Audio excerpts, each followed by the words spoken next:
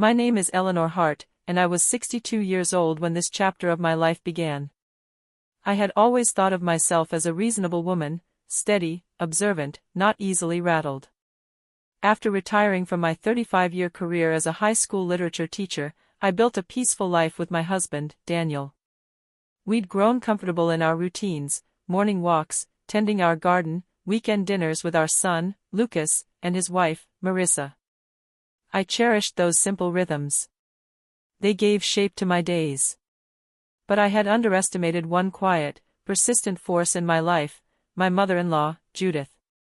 She was a woman of opinions, sharp glances, and subtle cuts delivered with the precision of someone who'd been practicing the art since the Nixon administration. Judith was in her 70s, but age had not softened her. If anything, life had refined her critiques, polishing them like stones she could skip across any calm surface. Still, I tried to keep the peace.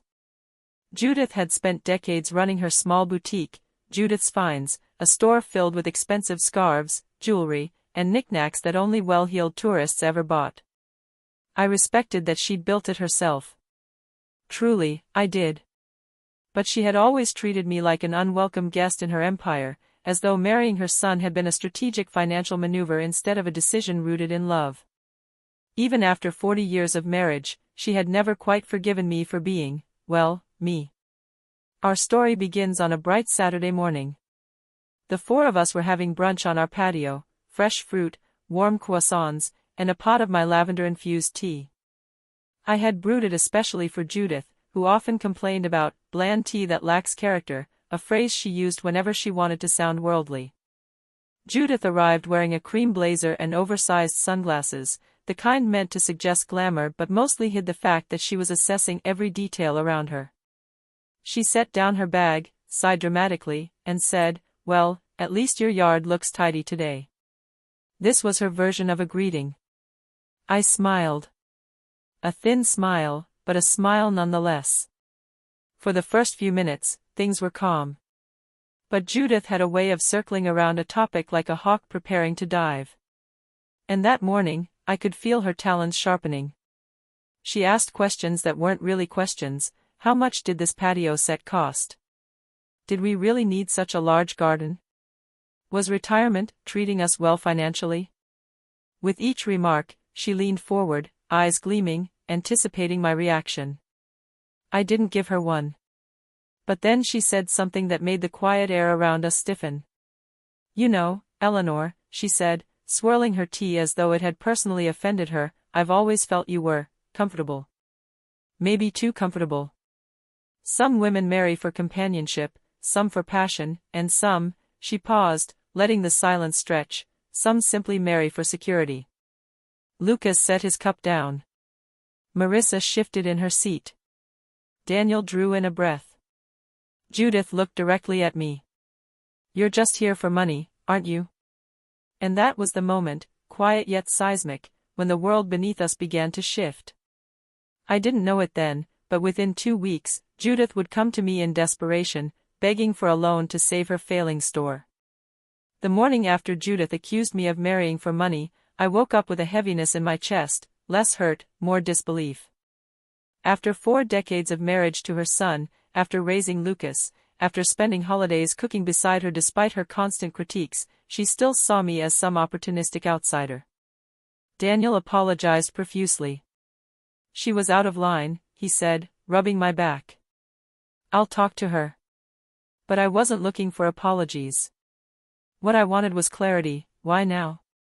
Why such an attack after so many years? 2 days passed. Then 4. Then a week. And then Judith showed up at our front door. She looked smaller than usual, as if life itself had pressed down on her. She clutched her handbag like a life preserver. Her hair, normally curled and styled, was limp from humidity. There were soft purple shadows beneath her eyes. "Eleanor, may I come in?" Her voice had lost its usual authority. For the first time in years, I hesitated. But I opened the door. She sat at our kitchen table, the same table where she'd casually accused me of being a gold digger, and folded her trembling hands. She tried to maintain her composure, the way people do when their pride is a fragile structure they're trying to keep upright. I wouldn't be here unless it was serious, she began. I nodded slowly. She swallowed hard. The store is in trouble. Serious trouble. I listened, silent. She continued, voice wavering. Sales have plummeted. Rent went up.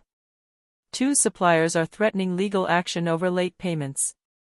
And the bank, well, they won't extend my credit line again. I felt a flicker of empathy, but years of insults and judgment kept me steady. She leaned forward. I need a loan. A large one. Her voice cracked. Eleanor. I'm desperate. I looked at her, this woman who had spent decades believing the worst of me. The same woman who had publicly implied I married her son for financial gain. And now she wanted my financial help. Why come to me? I asked gently. She blinked in surprise, as if the question hadn't even occurred to her. Because you're stable. Responsible. You know how to manage money. The irony was almost painful. So let me understand, I said carefully. You think I married for money. And now you're here asking me for a financial lifeline. Her face crumpled, but she nodded. I didn't answer right away. Something in me wanted to help, but another part, the deeply wounded part, wanted the truth first. Judith, I said softly, before I consider anything, I need honesty. Start from the beginning. Tell me what's really going on. She hesitated. Then she whispered, there are things I haven't told anyone.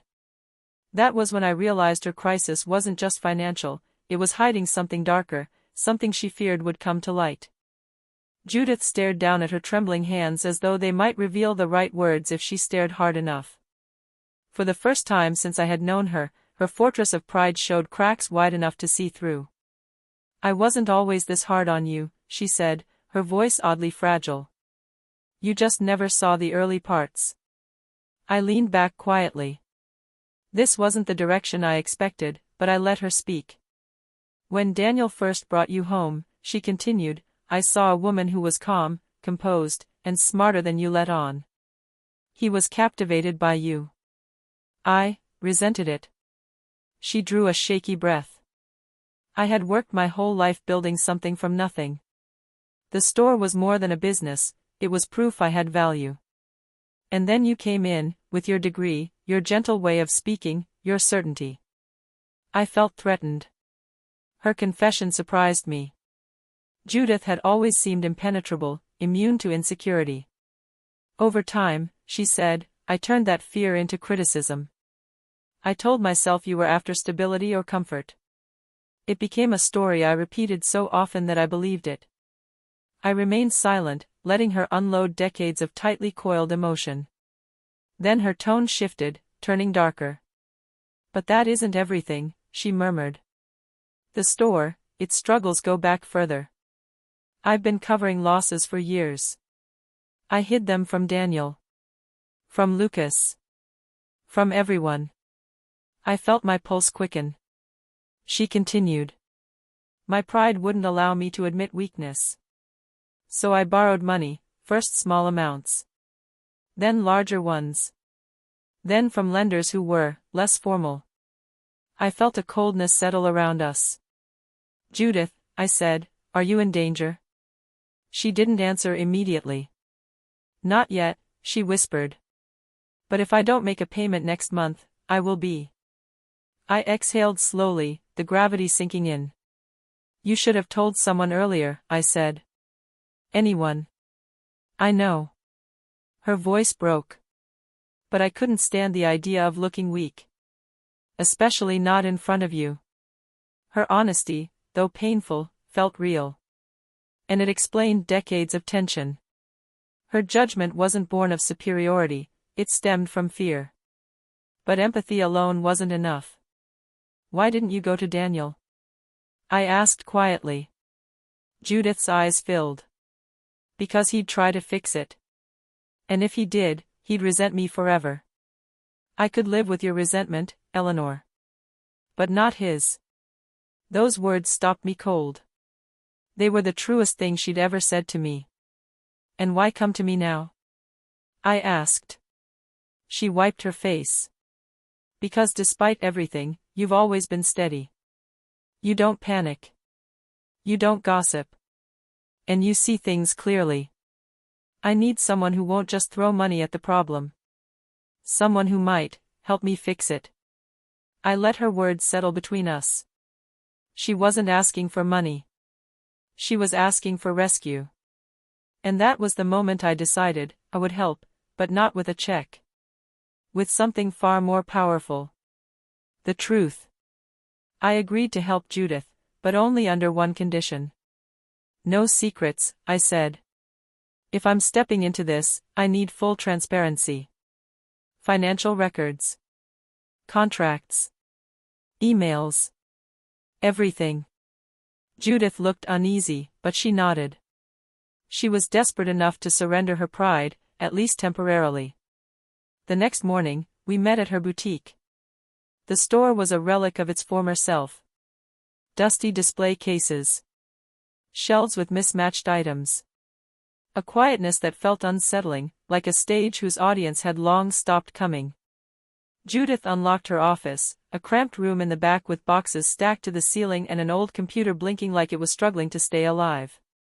Over the next several hours, I sifted through years of documents, bank statements, invoices, letters from creditors, and spreadsheets that looked like they had been updated by guesswork rather than arithmetic. The deeper I dug, the clearer it became, this was not just a failing business. It was a collapsing dam. Expenses had ballooned. Sales had dwindled. Supplier debts had rolled over into larger debts. And there, buried beneath stacks of unrelated papers, was something worse. A contract. Handwritten. With a lender named Carver Rudd. I felt my stomach tighten. I knew the name. Daniel had mentioned him once years ago, a man known in the county for helping struggling business owners, which was polite phrasing for loan shark. The interest rate was brutal. The penalties were worse. Judith, I said steadily, this isn't just financial mismanagement. Carver Rudd is dangerous. Her face drained of color. I never meant for it to get this far. I thought I could pay him back before it became a problem. How did you meet him? A woman from the Chamber of Commerce recommended him. She said he was discreet. I didn't ask enough questions. She sank into her chair. I'm too old for this, she whispered. I can't keep up. I can't think straight. I can't fix this alone. I took a slow breath. Then it's good you're not alone anymore. But helping Judith didn't mean enabling her. I needed to know everything, down to the last penny. So I spent the next week building a full picture of her finances, income, losses, debts, assets, risks. The numbers were grim. Without intervention, her store would be gone in 3 months, and she'd still owe more than she could ever repay. But amidst the chaos, I found something interesting. An inventory list showing high-value items that were no longer in the store. Judith, I asked, where are these pieces? The vintage jewelry? The limited edition scarves?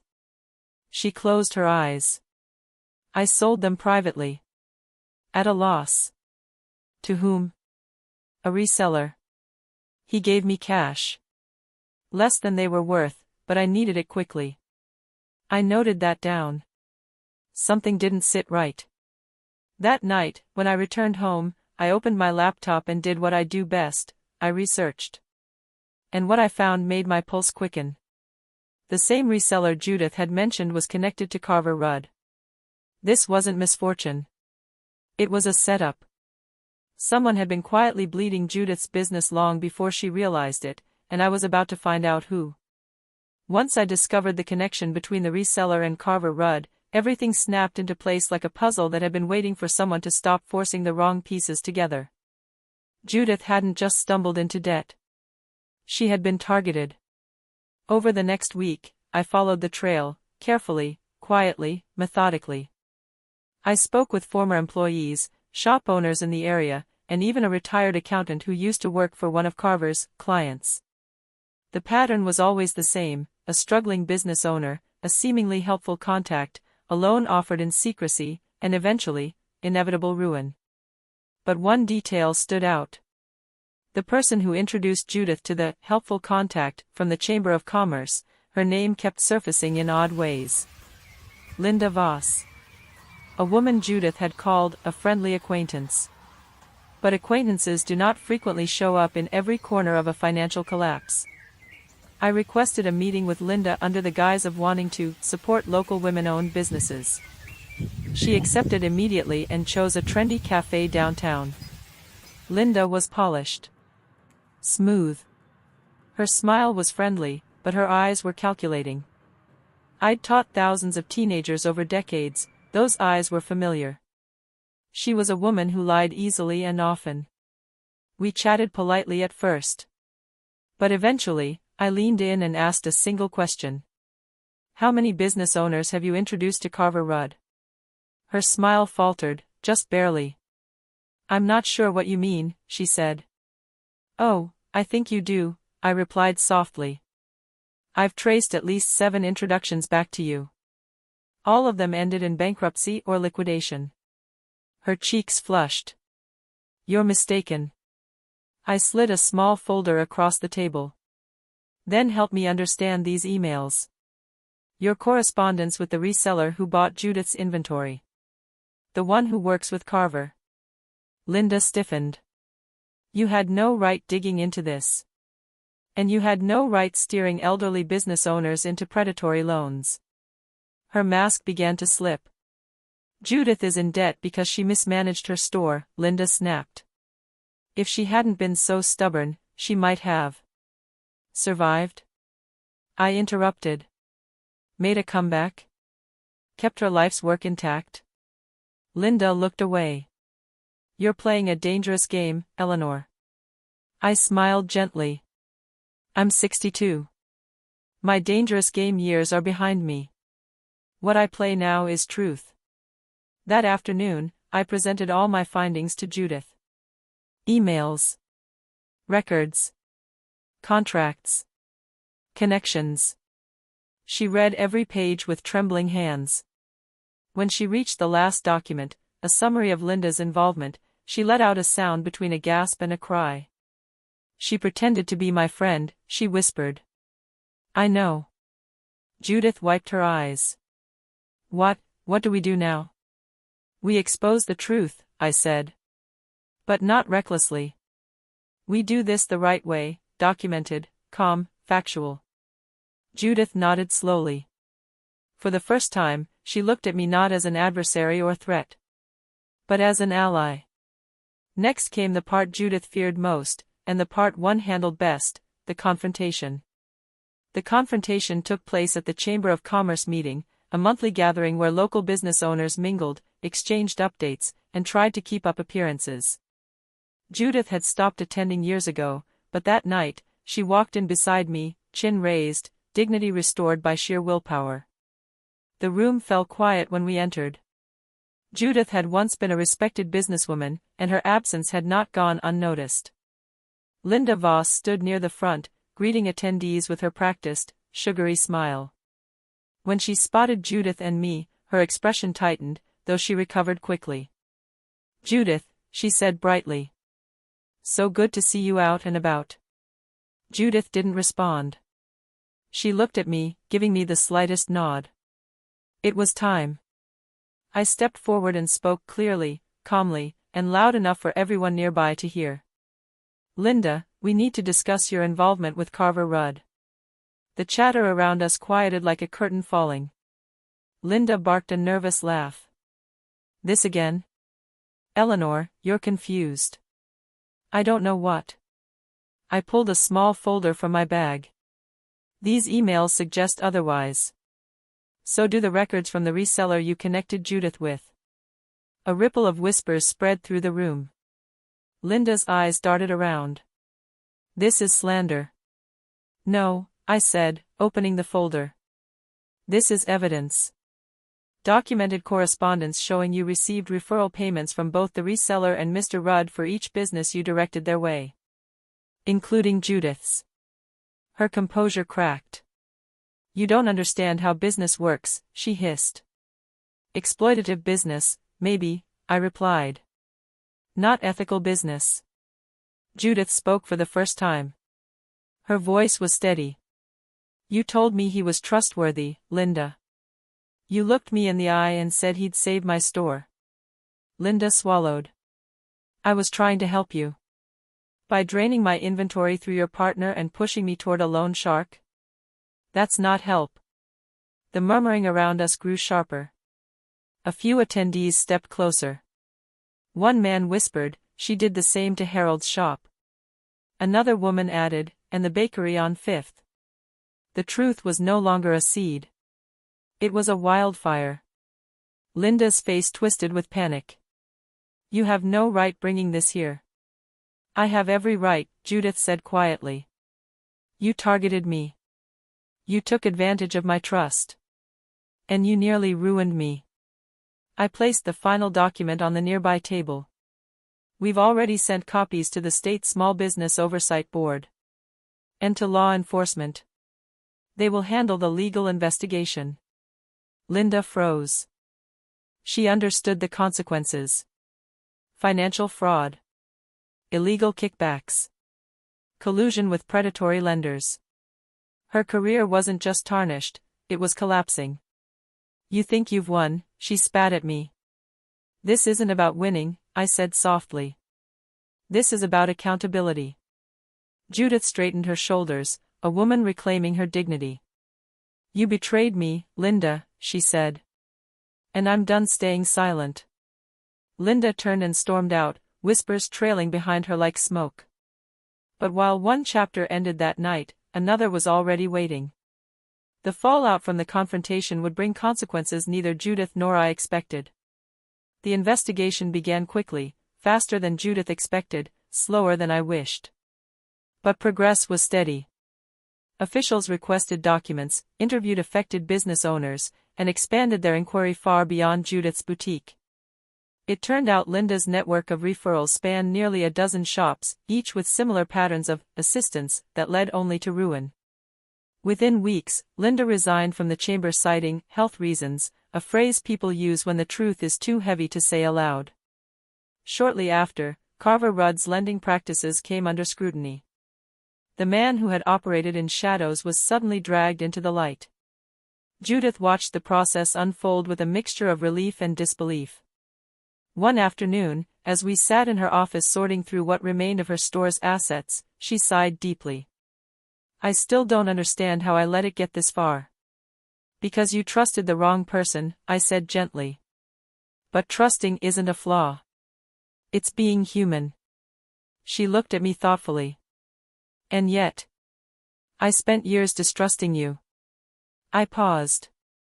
It wasn't about me, Judith. It was about fear. About feeling threatened. She nodded slowly. I regret that more than you know. Those words mattered. Not because I needed validation from her, but because she needed to say them. With the legal side underway, we turned to rebuilding. The financial mess was overwhelming, but not hopeless. Judith had assets she didn't realize she could leverage. She had community support from business owners who sympathized with her situation. People donated their time to help inventory what remained, update records, and plan a modest restructuring. Daniel joined us often, offering quiet encouragement. Lucas helped reorganize shelves, something Judith had never allowed before, until now. The store slowly became lighter, cleaner, less haunted. Then came the official resolution. The Oversight Board ruled that Linda's actions constituted unethical business conduct. The state launched a fraud investigation into her referral scheme. Carver, facing amplified scrutiny, backed away from enforcing his most predatory terms. Given his history, authorities kept him under close watch, which meant Judith finally had breathing room. One morning, she called me early. They approved my restructuring plan, she said, her voice trembling. I get to keep the store, Eleanor. I closed my eyes, letting relief wash through me. You earned that, Judith. By telling the truth. By confronting the problem. She hesitated before speaking again. There's something else. I spoke with Daniel and Lucas last night. I told them everything. About the debt. The fear. Even the resentment I carried. And how did they respond? Daniel cried, she whispered. And Lucas, he hugged me. He said he'd wished I'd trusted him sooner. A long silence hung in the air, rich, full, healing. That afternoon, Judith invited me to the store's soft reopening. The place looked renewed, sunlight catching on polished shelves, fresh flowers near the counter, familiar customers returning with warm smiles. Judith stood beside me and squeezed my hand. Thank you, she said. For saving my store. For saving me. I shook my head. You saved yourself. I just held up a mirror. I didn't realize until that moment that this story wasn't just about justice, it was about forgiveness. And the hardest part still waited for me. In the weeks that followed the reopening, life regained a gentle rhythm I hadn't realized I missed. Judith visited more often, not with criticisms, but with stories about customers, new merchandise, and even funny anecdotes about her attempts to learn digital bookkeeping. One afternoon, we sat on my patio, sharing lavender tea exactly as we had on the day this all began. But the air between us was different, warm, respectful, quiet. Judith looked out over the garden and said, You know, I've spent most of my life fighting to prove I'm strong. I didn't realize strength has little to do with pretending everything is fine. I nodded. Real strength is allowing truth to change you. She smiled softly. I used to think you were cold. Untouchable. But that wasn't it. You were steady. I mistook steadiness for distance.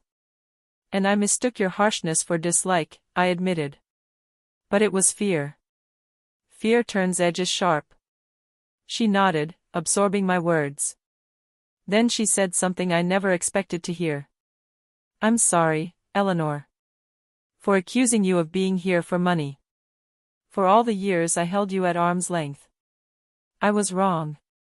Her apology wasn't dramatic. It wasn't tearful. It was simple, sincere, and quietly transformative. I forgive you, I replied. And I meant it. We talked for hours that day, about aging, regrets, the evolution of family, and the unexpected twists that force us to confront our own flaws. Judith's growth didn't erase the past, but it made the future easier to walk into together. In the months that followed, her store stabilized. She scaled back inventory, modernized her sales system, and even partnered with local artisans to add fresh appeal. Business didn't explode, but it sustained her. More importantly, she began enjoying her work again. As for me, I found something too, a sense of peace I didn't know I'd been missing. Vindication didn't come from watching Linda fall or Carver get cornered. It came from watching Judith rise. Ethical revenge isn't about destroying someone. It's about revealing truth in a way that frees everyone involved, even the person who caused the pain. Looking back now, I realize this story wasn't about a mother-in-law who accused me of greed or a store on the brink of collapse. It was about two women, both stubborn in their own ways, learning to see each other clearly after decades of misunderstanding. It was about choosing grace where resentment could have grown, choosing truth where secrecy had thrived, choosing connection over vindication. Before Judith left that evening, she touched my arm and said, Your family, Eleanor. I should have said that long ago. And I smiled. You did. Just not with words. As she walked down the garden path, I felt a warmth settle in my chest, not pride, not relief, but gratitude. Life has a way of circling back, offering second chances to those willing to look honestly at themselves. And if you're listening to my story now, I'll leave you with this. Sometimes the greatest revenge is simply becoming the person who chooses truth, calm, and integrity, even when others don't. If this story resonated with you, tell me, would you have helped Judith the way I did?